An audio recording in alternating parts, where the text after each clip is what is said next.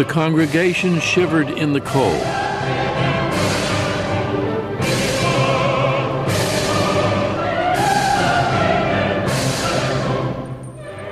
Notre Dame echoed with the sounds of 400 musicians and singers.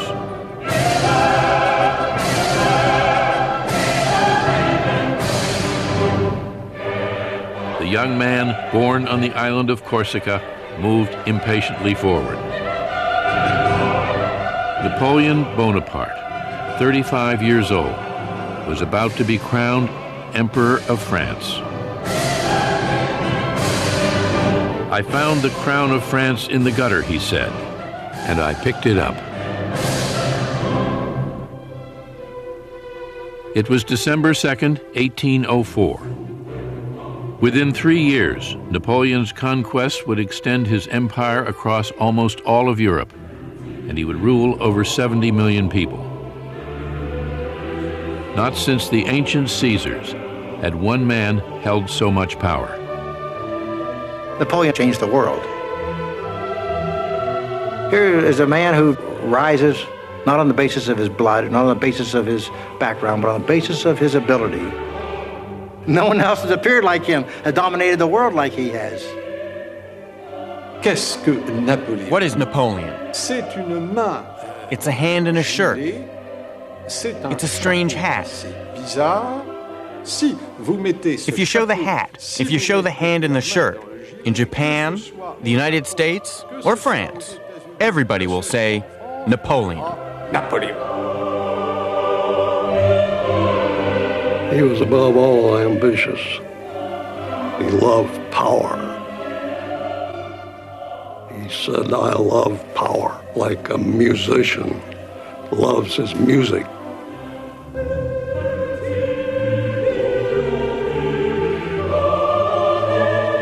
Napoleon mounted the steps to the altar alone.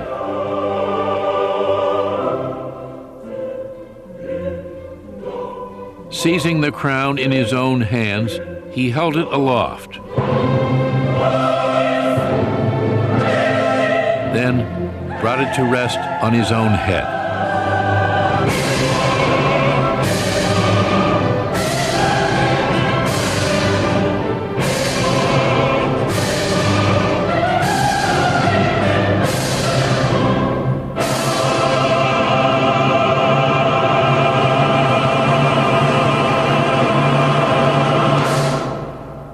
That morning, he had quietly told his brother, "If only our father could see us now."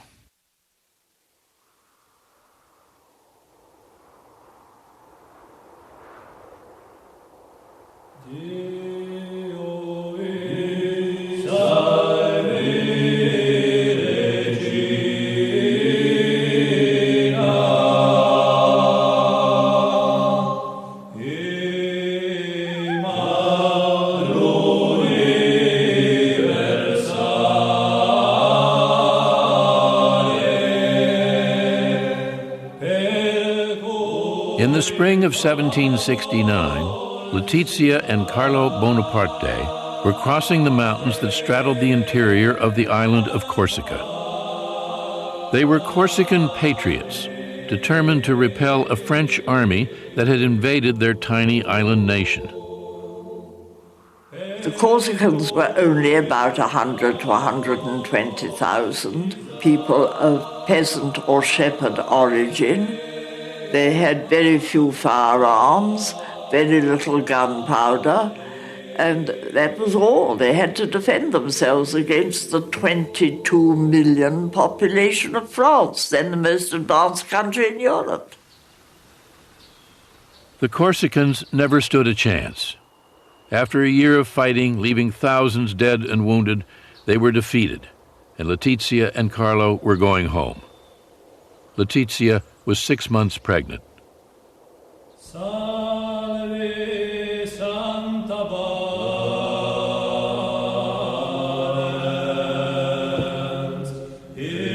That summer, Letizia was celebrating the Feast of the Assumption when she felt her first labor pains.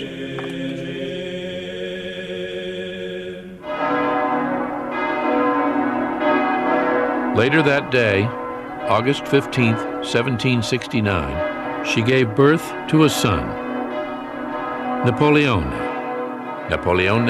Bonaparte. Born just after the bitter French conquest, Napoleon would spend his childhood hating France, the nation he would one day rule.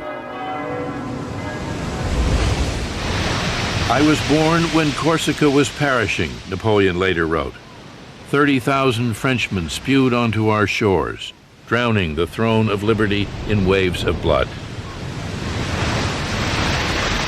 The cries of the dying, the groans of the oppressed, and tears of despair surrounded my cradle from the hour of my birth. Corsica was now a French colony. Suspended in the Mediterranean between France and Italy, for centuries Corsicans had fiercely resisted invaders, Romans, Moors, Genoese. After the French victory, Corsican rebels fled to the mountains, where they continued to fight on. But Napoleon's father, Carlo, a 23-year-old university student, readily submitted. Soon he was wearing powdered wigs, embroidered waistcoats, and silver-buckled shoes. Napoleon never forgave him for betraying his Corsican heritage. He would later say harshly that his father was rather too fond of pleasure. I think Napoleon always held a grudge against his father for having submitted. But poor Carlo, he knew he had lost the battle. He realized the French were there, so he had to live with them and make the best of it. Carlo began practicing law, won election to the Corsican Assembly, and rose in the esteem of the French rulers. But Napoleon rarely had a good thing to say about him. He saved his praise for his mother. The beautiful, strong-willed Letizia. As a mother, he would say, she was without equal.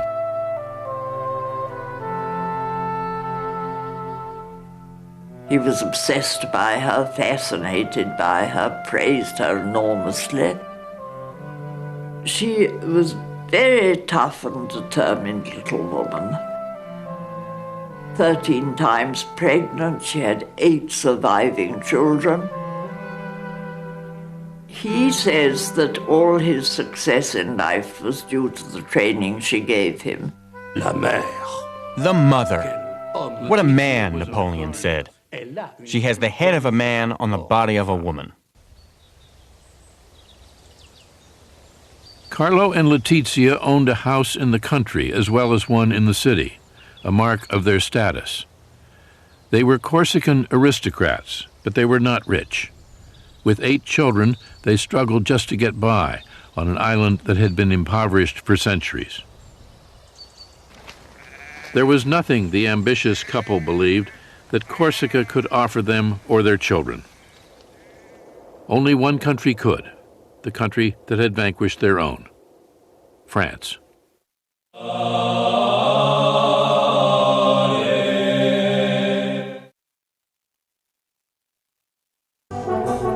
As a representative of the Corsican Parliament, Carlo traveled to Versailles. There he saw the splendor of the French court in all its majesty.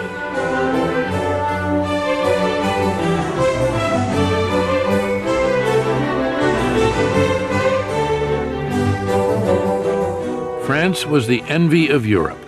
Great Britain, Austria, Prussia, Spain, none had more people or greater wealth.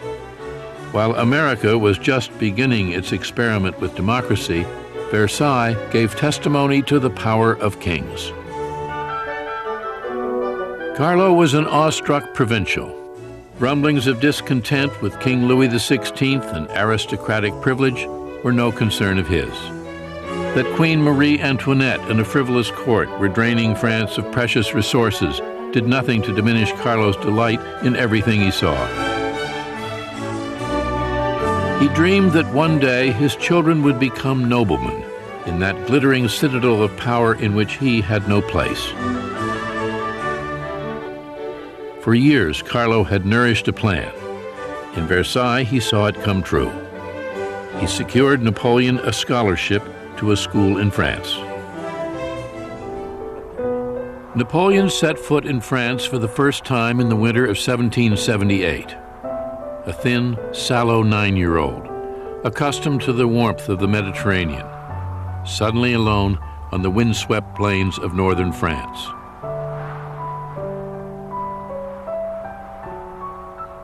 A scholarship boy at the Royal Military College at Brienne-le-Château. He could hardly speak French. For the next 5 years, there would be no holidays, no visits home. He had no love of France. He still thought of himself as a grudging subject of an alien king. Il se sent corse. Et il est entouré. He thinks of himself as a Corsican. He is surrounded by students who are the children of French aristocrats, and they have nothing in common with this little foreigner. Donc, lui, qui est un être fier, And since he is quite proud, he becomes a loner. il va s'isoler, il va se mettre à part. Napoleon would one day turn his sympathies toward France, but not without years of resentment and struggle.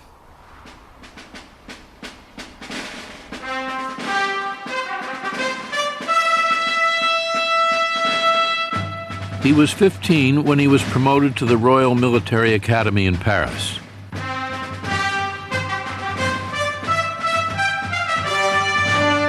Along with the sons of some of France's greatest families, he would learn the splendors of French civilization. The Royal Academy was as much a finishing school, turning officers into gentlemen, as a war college. We were magnificently fed and served, Bonaparte said, treated in every way like officers possessed of great wealth. The poor Corsican teenager still felt like an outsider. He had entered a world of opulence and luxury, but it only served to fuel his scorn for the privilege and snobbery of the French nobility. One teacher described him as quiet and solitary, frightfully egotistical, proud, ambitious, aspiring to everything. He would go far, his school report read, in favorable circumstances. He began his apprenticeship as a soldier when he was 16, a lowly second lieutenant, training with the best artillery unit in the French army. He grew expert at sighting a gun, handling rammer and shot, deploying men. One of the greatest careers in military history had begun. He feels that the regime will not let him have the position he dreams of. The top positions are reserved for the noblemen, while Napoleon comes from minor nobility, poor people. Frustrated in his military ambitions, Bonaparte dreamed of becoming famous as an author, wrote a brief history of Corsica, even tried his hand at a novel. Il se sait, il se pense, il se croit. He knows that he's capable of great things. Appelé peut-être à un grand destin. He feels that perhaps he's destined for greatness. But at that point, how can he possibly believe it? Il s'ennuie à mourir. He's bored to death. À mourir. Always alone among men, Bonaparte wrote, I come home to dream by myself, and to give myself over to all the forces of my melancholy. My thoughts dwell on death. What fury drives me to wish for my own destruction? No doubt because I see no place for myself in this world. It was the revolution that would set Bonaparte free.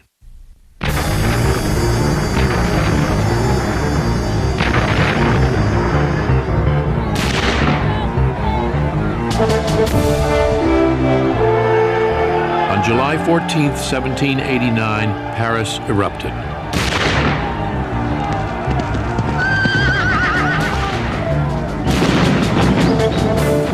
Angry crowds stormed through the streets, crying liberty, equality, brotherhood. France was thrown into turmoil. The monarchy itself tottered on the edge of destruction. A defiant National Assembly challenged the absolute right of the king, stripped nobles and clergy of their ancient feudal privileges, fracturing a social order that had endured for centuries. After years of injustice and inequality, the revolution had begun. It would take years before it would end. As the revolution gained momentum, Bonaparte was serving in the army far from Paris. He distrusted the violent mobs, but welcomed the changes transforming the country. He is certainly not a revolutionary before the beginning of the revolution.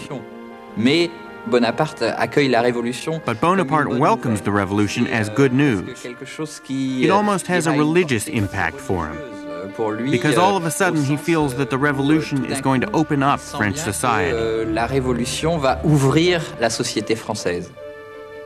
L'abolition des privilèges, le fait que la société française ne va plus It would connaître abolish privileges, hiérarchie, put an end to hierarchies and the kind of condescension from which Napoleon had suffered while he was growing up. jeune Napoléon dans sa jeunesse.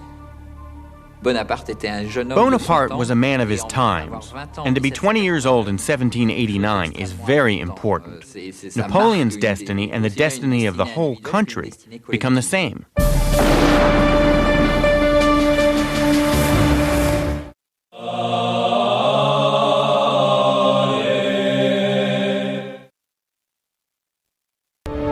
In the summer of 1792, Bonaparte was on leave in Paris and witnessed the last gasp of the French monarchy. In June, a mob stormed the Tuileries Palace and forced the king to wear the red revolutionary bonnet.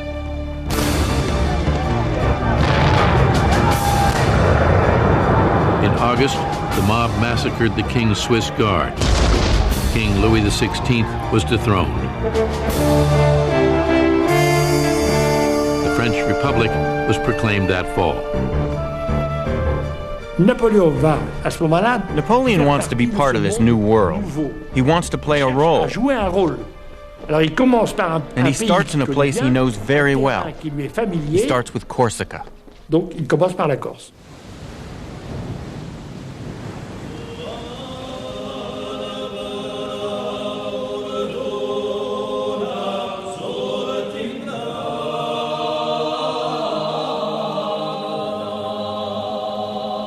Bonaparte was 23, an idealistic revolutionary, when he took leave of absence from the French army and returned to Corsica. The French Republic had made Corsica a part of France and given Corsicans all the rights and liberties of French citizens. Bonaparte, a lieutenant in the island's National Guard, threw himself into Corsican politics. Pasquale Paoli was the island's governor. Paoli had been Bonaparte's childhood hero, the leader of the Corsican War against France.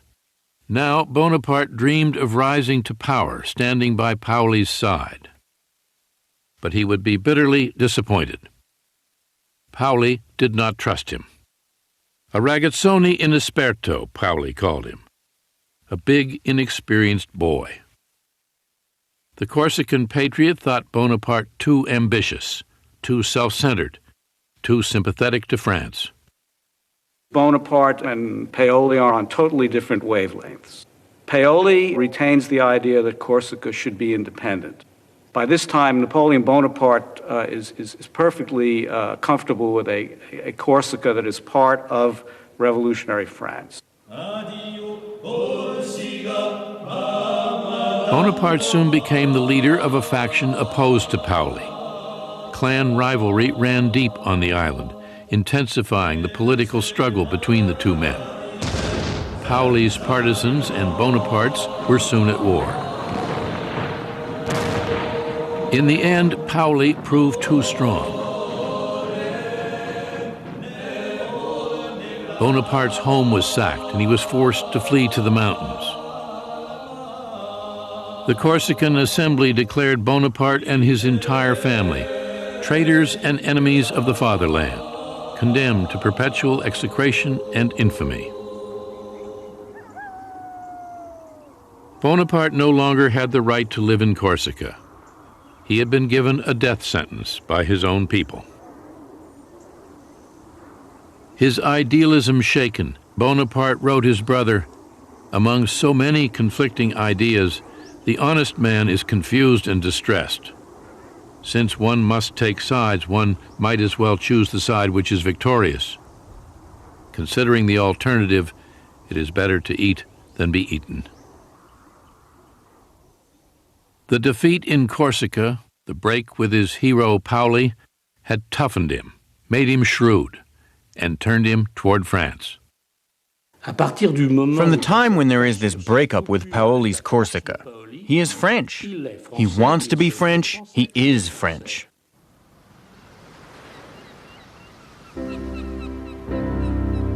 On June 10, 1793, he set sail for France with his widowed mother, 3 brothers, and 3 sisters. A refugee family, carrying with them all they owned in the world. 24 years old, he was banished from the land of his birth forever.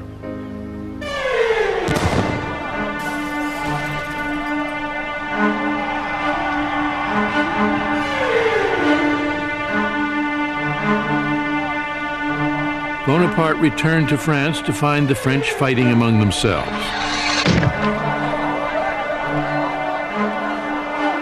The king had been executed. The queen and thousands more followed him to the guillotine. There were cities in revolt, uprisings in the provinces. Maximilien Robespierre was in charge now. The austere, moralizing leader suspended the Constitution, vowing to save the Republic from its enemies at any cost. The revolution turned into the Terror.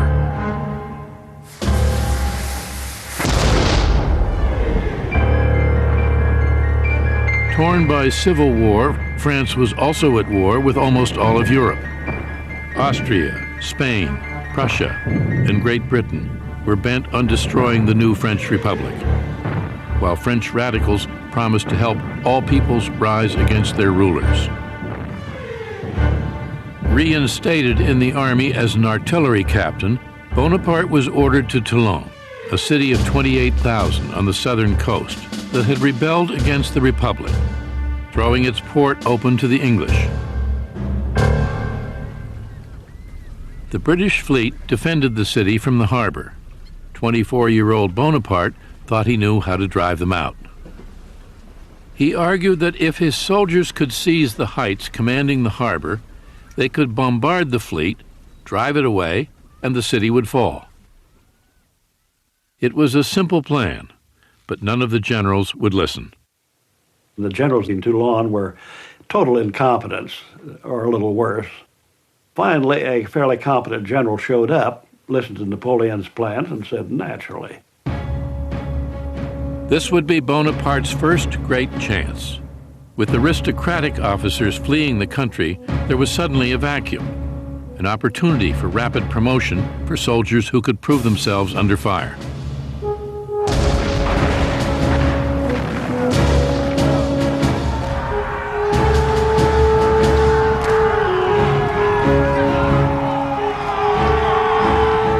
Bonaparte fought bravely, leading his men in the assault on the fort guarding the heights, suffering a wound in the thigh from an enemy bayonet. 10 ships went up in flames. The British fled. Toulon was recaptured and Bonaparte promoted. In just 3 months, he had risen from captain to brigadier general.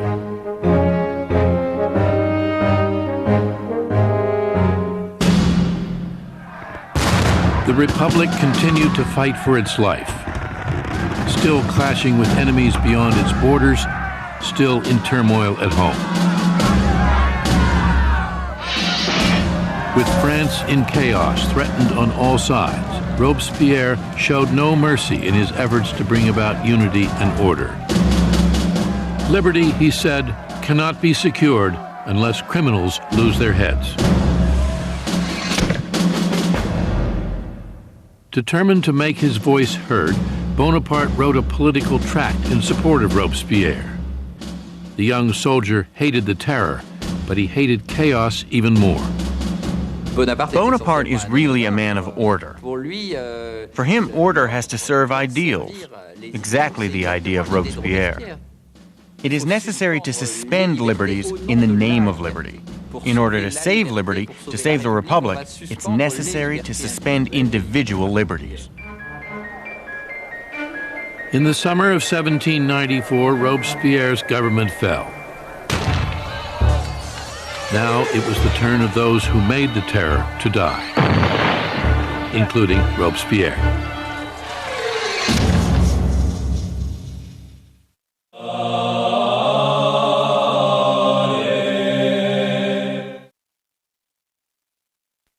In the spring of 1795, Bonaparte headed for Paris. Now a brigadier general, he was determined to rise still higher.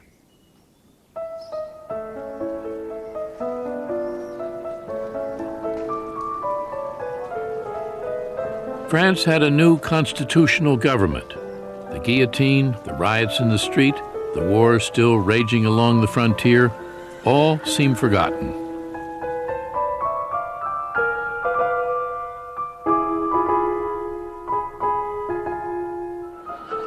Bonaparte frequented the salons where the women who dominated Paris society held court. The women here, he wrote his brother, are the center of importance. Here, alone of all places on earth, they appear to hold the reins of government. But they wanted little to do with him. He was just another ambitious young soldier. I can still picture him, one noblewoman remembered. He wore badly made dirty boots and a nasty round hat pulled down over his eyes. An overall sickly effect was created by this thinness and his yellow complexion. Bonaparte seemed to have come to a dead end. He was desperate for promotion, but no one paid any attention. If this continues, he wrote his brother, I shall end by not stepping aside when a carriage rushes past. Then political turmoil once again gave him his chance. On October 5th, 1795, crowds of Parisians stormed through the streets alongside National Guardsmen bent on restoring the monarchy. The rebellion threatened to topple the Republic. The government called on Bonaparte to repel the attack. There wasn't much other choice, actually, when this rebellion broke. There aren't any competent generals in Paris. Here's young Bonaparte. He's a man of conviction. Put him in. Napoleon was not one to pussyfoot around. He would use all his weapons. Nobody had really used cannon on the Paris mobs before.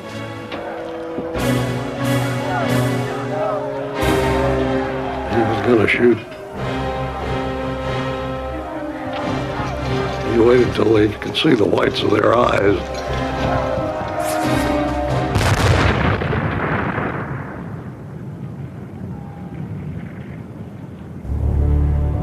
The enemy attacked us, Bonaparte wrote his brother. We killed a great many of them. Now all is quiet. I could not be happier.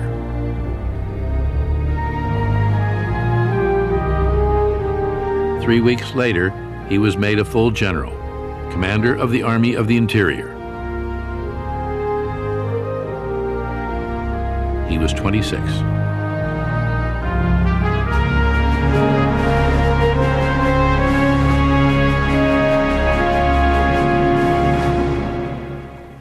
Bonaparte was now a man to be reckoned with.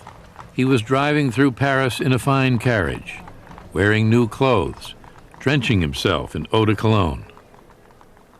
The unsophisticated general was no ladies' man, but he had fallen in love. Her name was Marie Joseph Rose de Beauharnais. Everyone called her Rose. Bonaparte called her Josephine.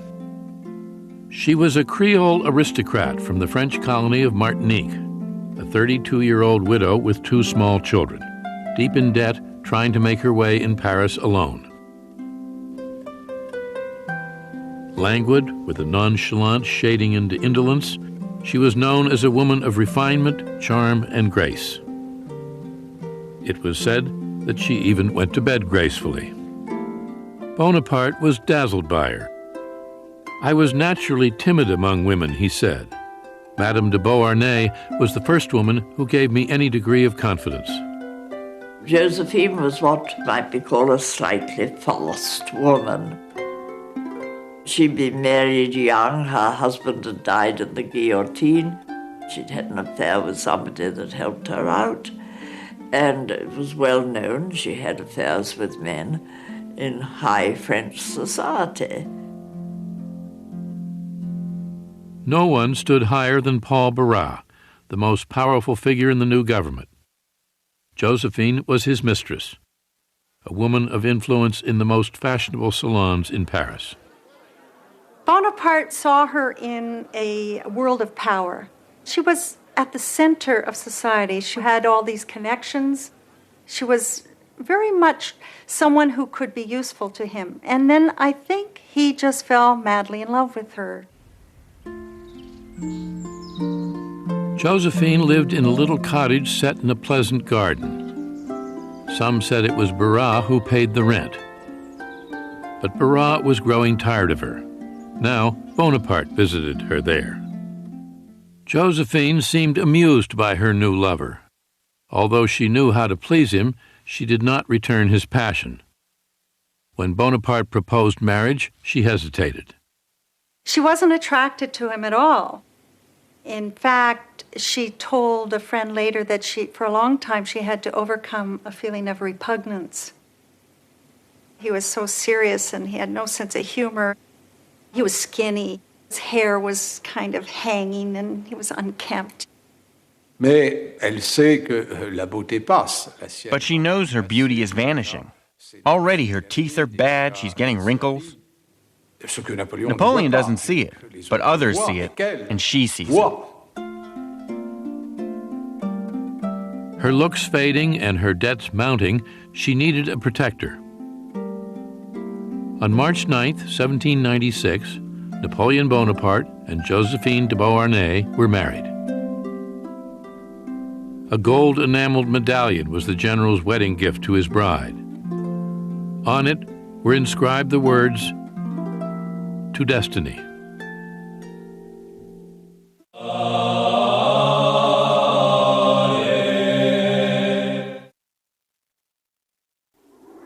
Bonaparte was sent to the Italian Alps.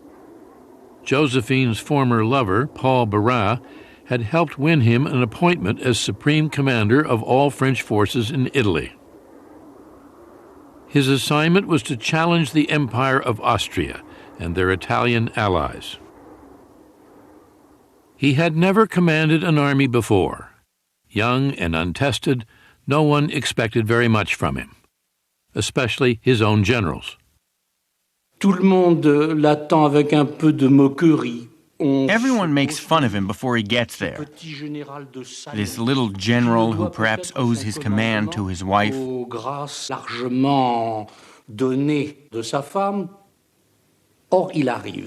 Then he arrives, and within a few moments the veterans who made fun of him understand exactly.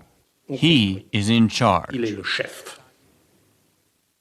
I don't know why, one of his generals said, but the little bastard scares me.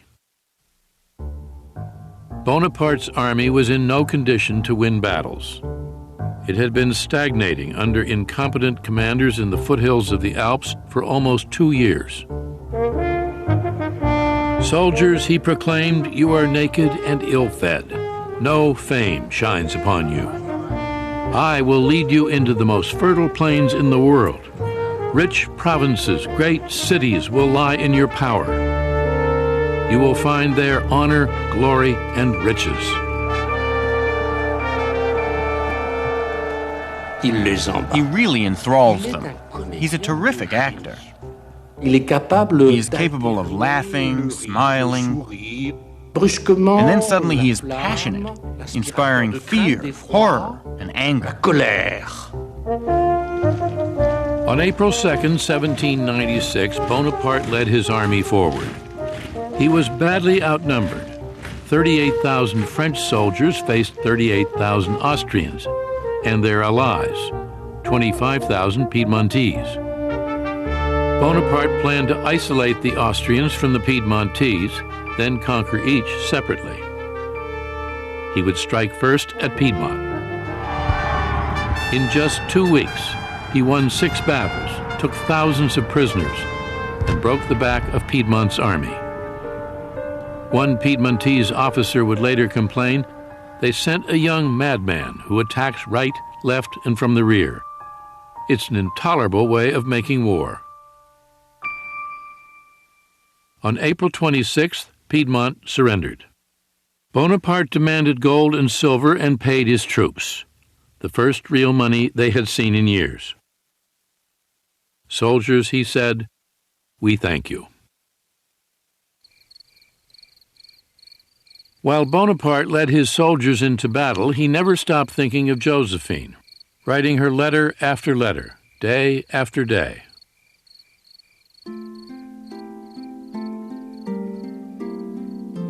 Not a day goes by without my loving you, he wrote her. Not a night without holding you in my arms. I curse the glory and ambition which keeps me from the soul of my life. Whenever I am troubled as to how things will turn out, I put my hand to my heart where throbs your likeness. I have but to look at it, and my love is perfect happiness. Josephine would sometimes read his letters aloud to friends. Bonaparte, she told them, is so amusing. With Piedmont defeated, Bonaparte was now pursuing the Austrians, who retreated to the east, bewildered by the 26-year-old general and his new way of making war. In the 18th century, there were nobles commanding on both sides, and they had a certain code. The armies would maneuver, and very often, if one had the other in check, that would be the end of it. There would be no fight.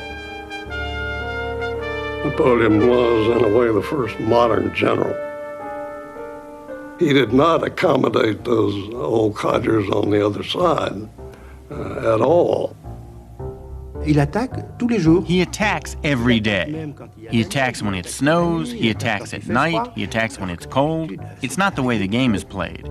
He looks for the enemy, fights it, and when they assume that he's going to stop, he continues. The next day, he fights again. It surprises them.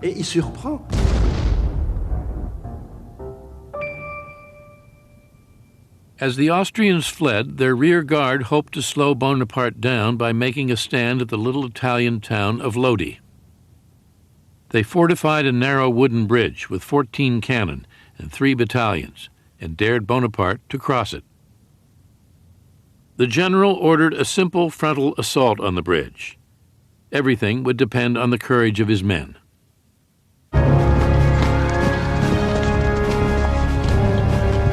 He had earned their admiration with his rapid string of victories.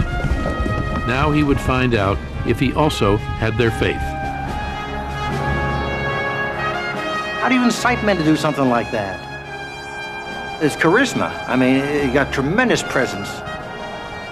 Napoleon was a master at motivating his soldiers.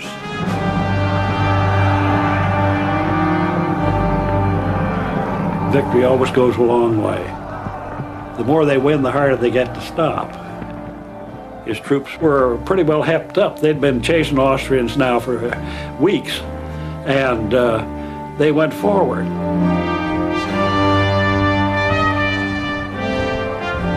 There are no tactics at all.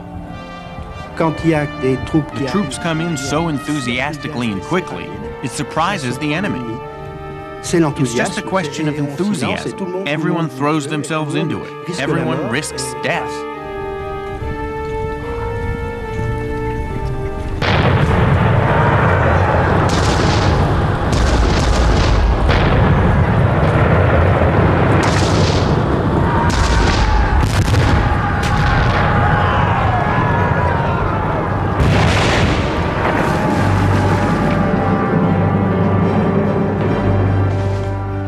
With his men facing withering enemy fire, Bonaparte was in the thick of it.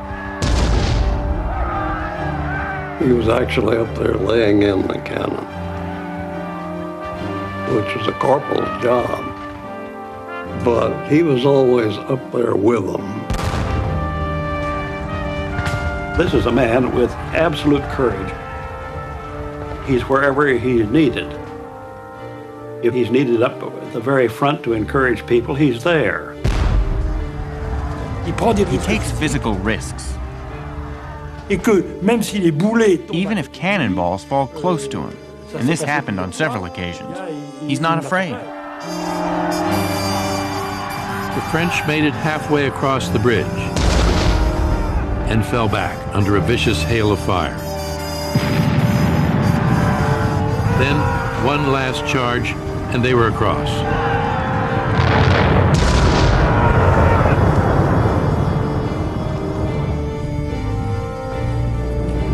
The Austrian guns fell silent. Here they thought they were safe behind the river, holding the bridge. And all at once the French come across the bridge and beat the living Jesus out of them. It's a real spectacular job. It wasn't a big battle. The casualties were not particularly heavy, but he had imposed his will on his own men and the enemy, both.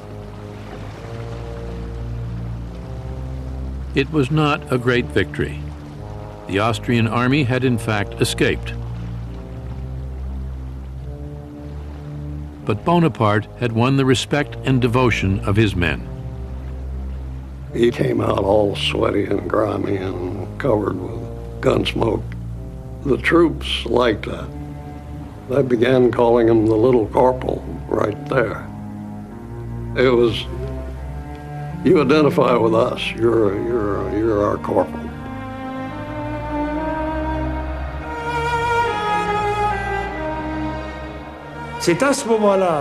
This is the moment when he becomes convinced that he has a lucky star,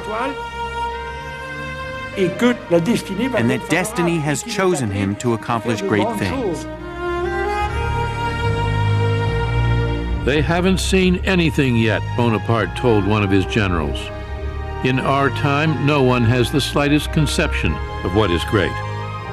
It is up to me to give them an example. There was a spark.